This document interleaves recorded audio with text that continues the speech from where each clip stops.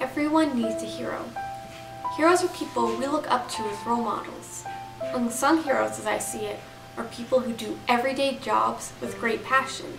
They overcome life's great difficulties and persevere, and they put others before themselves. Sandy Caradori was my junior high English teacher. She taught us one of the greatest ways of expressing ourselves, which is through writing. Well, I was born an only child, and my mom and dad divorced when I was only 7. So I had to be pretty independent back in the 50s. My mom had some issues with bipolar, mental issues. I didn't know that at the time, but about 6th and 7th grade I realized that other parents, other moms didn't act that way. So I decided that I'd be all right. I just had to be busy at school. So I joined everything possible at school not to go home. And I guess that taught me how to be a positive person, that although I had a mess at home, I could find a refuge at school.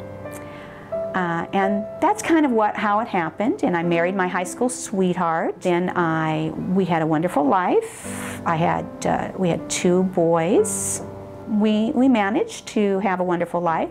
My husband was, after the military, he joined the Nebraska State Patrol, and I had 2 years of college, but I wanted to be with my kids.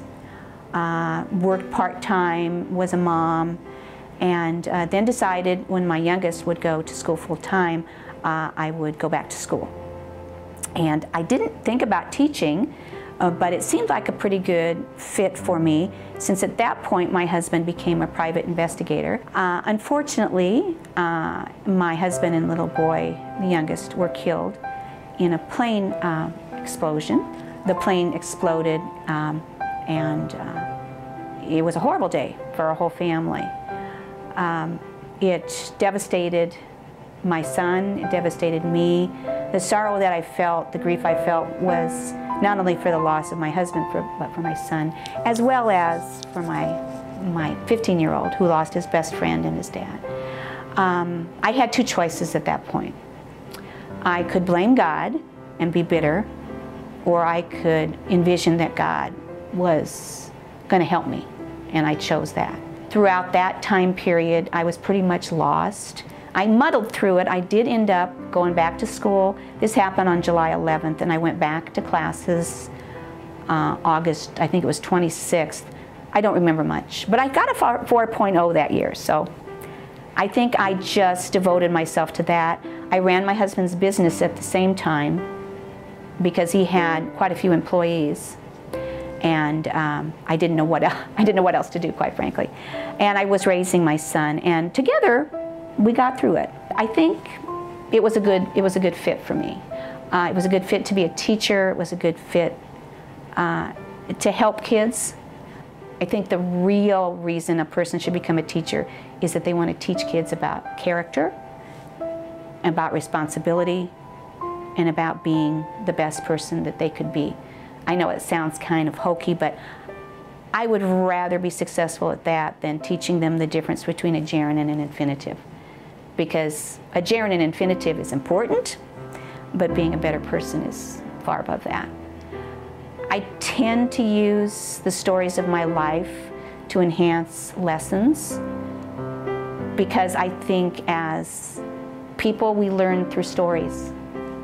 When you think about how you learn things, you learn through people telling you things, telling you how they managed to go through something, or just relating a story. We were born storytellers. That came way before computers and texting. The oral language, I think, is really important. And I think you can make a difference in somebody's life that way. When I got hired at St. Peter's, I was a 5th grade teacher, and I loved 5th grade because you can teach everything.